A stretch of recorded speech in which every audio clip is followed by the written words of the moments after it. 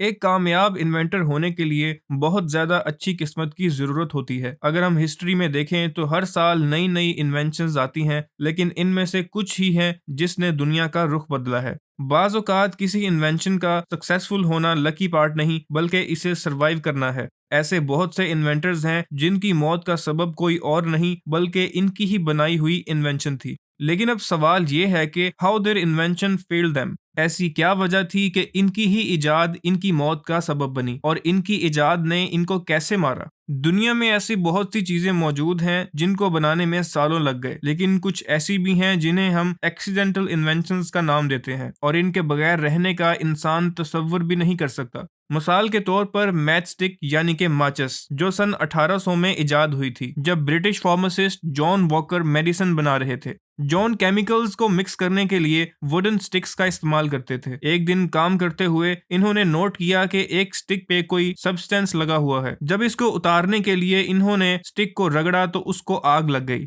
और इसी तरह मैच स्टिक इजाद हुई, जो कि हमारी रोजमर्रा जिंदगी में बहुत अहम किरदार अदा करती है। आज हम कुछ ऐसी इन्वेंशंस के बारे में बात करेंगे जिनको बनाने के पीछे सोच तो अच्छी थी, लेकिन वो अपने बनाने वालों के लिए अच्छी साबित ना हुई। Number 1, auto Lillian Thol general Pioneer of aviation थे। इन्हें फ्लाइंग मैन के नाम से भी जाना जाता था। ये पहला इंसान था जिसने ग्लाइडर्स का इस्तेमाल करते हुए कई दफा सक्सेसफुल फ्लाइट्स की, जिसमें इसने 250 मीटर तक का फासला तय किया। इसकी फोटोग्राफ्स मुख्तलिफ मैगजीन्स और न्यूज़पेपर्स में पब्लिश हुई और फ्लाइंग मशीन का कॉन्सेप्ट हकीकत लगने लगा। लेकिन 10 अगस्त 1896 में टेस्ट फ्लाइट के दौरान हवा में ही ग्लाइडर रुक गया और वो इस पे काबू ना पा सका। ऑटो लिलियन थॉल 15 मीटर की हाइट से नीचे गिरा और इसकी स्पाइन फ्रैक्चर हो गई, और एक्सीडेंट के अगले ही दिन उसकी मौत हो गई। Number 2, John Godfrey Parry Thomas Welsh engineer था। इसके पास किसी जमाने में लैंड स्पीड रिकॉर्ड का टाइटल था।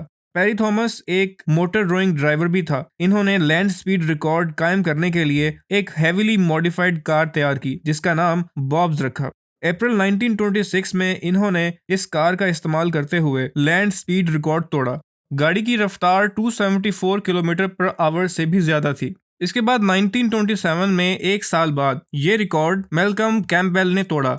अपना टाइटल वापस हासिल करने के लिए इन्होंने दोबारा कोशिश की, लेकिन इस कोशिश के दौरान ही गाड़ी चलाते हुए इसकी एक चेन टूट गई और इसका एक्सीडेंट हो गया, जिसके नतीजे में पेरी थॉमस की मौत वाकई हो गई। नंबर 3, मैरी क्यूरी एक पॉलिश फ्रेंच फिजिस्ट और केमिस्ट थी। ये वाहिद खातून है जिन्हें इन दोनों डिसिप्लिन्स में रिसर्च के लिए नोबेल प्राइज मिला है। मैरी क्यूरी ने रेडियो एक्टिविटी पे अहम तहकीक की। इन्होंने रेडियम और पोलोनियम जैसे रेडियो एक्टिव एलिमेंट्स डिस्कवर किए। मैरी अपनी तमाम तर रिसर्च और एक्सपेरिमेंट्स किसी भी सेफ्टी मेजर्स के बगैर करती थी, यहाँ तक कि वो रेडियो एक्टिव मटेरियल से भरी टेस्ट ट्यूब्स अपने कोट की पॉकेट्स में हर वक्त रखती थी। लेकिन उस वक्त इस मटेरियल की हार्मफुल रेडिएशन के बारे में किसी को भी मालूम न था। मैरी क्यूरी की मौत एप्लास्टिक एनीमिया की वजह से हुई, जो कि इन्हें इन रेडिएशन से एक्सपोजर की वजह से हुआ था। मैरी क्यूरी की इस रिसर्च का टेक्नोलॉजी और मेडिकल फील्ड पे बहुत बड़ा इम्पैक्ट है। नंबर 4, मैक्स वेलियर एक ऑस्ट्रियन रॉकेटरी पायनियर थे। मैक्स दुनिया की सबसे पहली लार्ज स्केल रॉकेट प्रोग्राम की नुमाया शख्सियत थे। ये प्रोग्राम ओपेल RAK के नाम से जाना जाता है। मैक्स वेलियर की मशहूर इजादात में से एक लिक्विड फ्यूल रॉकेट्स हैं। 19 अप्रैल 1930 में वेलियर ने पहली टेस्ट ड्राइव की और रॉकेट कार में लिक्विड प्रोपल्शन का इस्तेमाल किया। ये पहली टेस्ट ड्राइव सक्सेसफुल हुई, लेकिन इसके एक माह बाद मैक्स की मौत हो गई जब टेस्ट ड्राइव के दौरान अल्कोहल फ्यूल रॉकेट तबाह हो गया। नंबर 5, हेनरी स्मोलेंस्की और हॉल ब्लेक ने 1971 में एक कंपनी एडवांस व्हीकल इंजीनियर्स या AVE कायम की। इन्होंने एक फ्लाइंग कार इजाद की जिसके डिटैचेबल विंग्स थे। ये विंग्स फोर्ड पिंटो के साथ अटैच किए गए। इन्होंने अपनी इस क्रिएशन को मिजार का नाम दिया। इन दोनों इंजीनियर्स ने कमर्शियली वायबल फ्लाइंग कार इजाद करने की कोशिश की। इसकी टेस्ट ड्राइव के दौरान ये गाड़ी 2 मिनट तक हवा में रही और 800 फीट की ऊंचाई को पहुंची, लेकिन 2 मिनट के बाद ही विंग्स और गाड़ी की बॉडी दोनों ही एक दूसरे से अलग हो गए और ये गाड़ी दरख्त पे आ गिरी। टेस्ट ड्राइव के दौरान हेनरी और ब्लेक दोनों ही गाड़ी में मौजूद थे और दोनों ही इस एक्सीडेंट में मारे गए, जिसके साथ ही इनकी कंपनी और फ्लाइंग कार बनाने का ख्वाब हमेशा के लिए खत्म हो गया। नंबर 6, फ्रेंच राइकल्ट एक फ्रेंच टेलर इन्वेंटर और पैराशूट पायोनीर था, जिसे फ्लाइंग टेलर भी कहा जाता है। फ्रेंड्स ने वेरिएबल पैराशूट सूट इजाद किया। ये पैराशूट सूट डमीज को पहनाया गया और घर की छत से इनको नीचे फेंका गया। डमीज के साथ तो ये एक्सपेरिमेंट कामयाब रहा, लेकिन फ्रेंड्स ने खुद ये सूट पहनकर ऊंचाई से छलांग मारने का फैसला किया। दोस्तों और रिश्तेदारों के मना करने के बावजूद भी फ्रेंड्स ने आईफल टावर से छलांग लगा दी। मिड एयर में इसके सूट का पैराशूट किसी खराबी की वजह से ना खुल सका और 57 मीटर्स की हाइट से जमीन पे गिर के मर गया।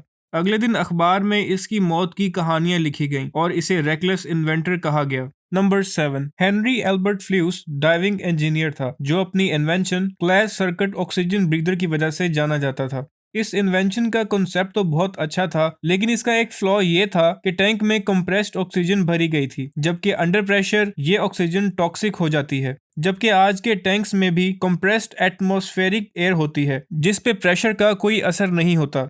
हमारी हवा में 21% ऑक्सीजन पाई जाती है। इसके अलावा सबसे ज्यादा क्वांटिटी नाइट्रोजन की होती है। हमें सांस लेने के लिए ऑक्सीजन की जरूरत तो है, लेकिन प्योर ऑक्सीजन का अंडर प्रेशर टॉक्सिक हो जाना हमारे लिए जानलेवा है और यही वजह हेनरी फ्लूस की मौत की भी थी, जब वो अपनी इन्वेंशन का इस्तेमाल करते हुए एक्सपेरिमेंट डाइव पे गया और ऑक्सीजन के टॉक्सिक होने की वजह से इसकी मौत हो गई। नंबर 8, थॉमस मिडले Jr एक अमेरिकन केमिकल और मैकेनिकल इंजीनियर था। इसकी इन्वेंशंस को सबसे ज्यादा डिस्ट्रक्टिव कहा जाता है। थॉमस की दो मशहूर इजादात लेडेड फ्यूल और फेरन गैस है। उस वक्त थॉमस को इन इन्वेंशंस पर सराहा गया और इन इजादात पे इसे नोबेल प्राइज भी दिया गया था, लेकिन इनके बुरे असरात के बारे में मालूम बाद में हुआ जब बहुत देर हो चुकी थी। लेडेड फ्यूल की वजह से गाड़ी से निकलने वाला धुआं और फ्यूम्स ने एनवायरनमेंट और लोगों पर बहुत बुरा असर छोड़ा, जिससे हजारों तादाद में लोग लेड पॉइजनिंग का शिकार होना शुरू हो गए। इसके साथ साथ ओजोन लेयर में होने वाले सुराख की वजह फेरन गैस है। 1940 में थॉमस पोलियो और लेड पॉइजनिंग का शिकार हो गया, जिसकी वजह से वो बिस्तर पे पड़ गया। अपने बेड को लिफ्ट करने के लिए ताकि वो बैठ सके, इसने एक पुली सिस्टम तैयार किया, लेकिन एक दिन किसी तरह इसी पुली सिस्टम की एक रस्सी से इसका गला घूंटा गया और थॉमस की ये इन्वेंशंस ना ही सिर्फ इसके लिए बल्कि हजारों लोगों के लिए भी जानलेवा साबित हुई। दोस्तों, मजीद ऐसी दिलचस्प वीडियोस देखने के लिए हमारे चैनल को सब्सक्राइब करें।